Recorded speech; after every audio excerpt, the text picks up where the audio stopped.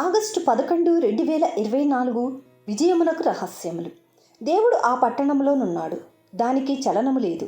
అరుణోదయమున దేవుడు దానికి సహాయము చేయుచున్నాడు. కీర్తన గ్రంథము 46వ అధ్యాయము 5వ వచనము. ఎన్నటెన్నటికి రూపమాయక అంతరించక ఏమాత్రము కదిలింపబడజాలని వాటిని వెదకవలనని దేవుడు తన ప్రజలను కోరుచున్నాడు. తన రాజ్యములో మనము ఉండవలెననినా మనము చెప్పు మాటలు కానీ చేయు క్రియలు కానీ నిత్యమైన ఫలమునిచ్చినవిగా ఉండవలెను. అట్లు జీవించుచు ఆయన సేవ చేయుచుండినచో ఆ రాజ్యములో మనము అంగీకరింపబడదుము. మనము జయించువారు అనబడుటకు దేవుడిచ్చు పరీక్ష ఇదే. కొందరు అద్భుతములు సూచక క్రియలను చేయుట ద్వారా దేవుని శక్తిని ప్రత్యక్షపరచగలరని భావించెదరు.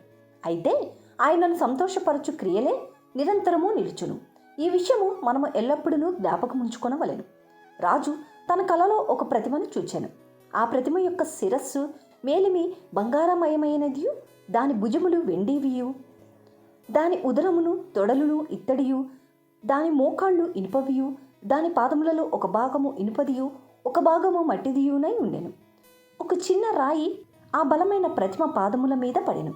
బంగారు, వెండి, ఇత్తడి, ఇనుము ఎంతో బలమైనవైనను ఆ రాయి పడిన వెంటనే అదంతయు కళ్ళెములోని పొట్టువలే గాలికి చెదరపోయిను. వాటికి స్థలం ఎక్కడనూ లేకపోయిను.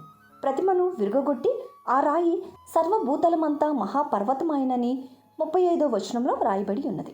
అట్లే మానవులు నిర్మించినదంతయు ఒకనాడు శూన్యమగునని దేవుడు చెప్పుచున్నాడు.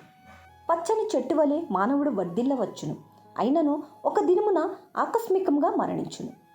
బంగారము, వెండి, ఇత్తడి, ఇనుముల వలె బలముగా కనిపించినను ఒకనాడు నశించెదరు. దేవుని పని సామాన్య రీతిలో ఆరంభమగును. సువార్తను ప్రకటించుటకు దేవుడు దేవదూతలను వాడుటలేదు. అది దేవుని చిత్తము కాదు. బలహీనులు, అల్పులుగా ఉన్న మానవ ఘటములనే ఈ పనిలో వినియోగించుటకు ప్రభు కోరుచున్నాడు.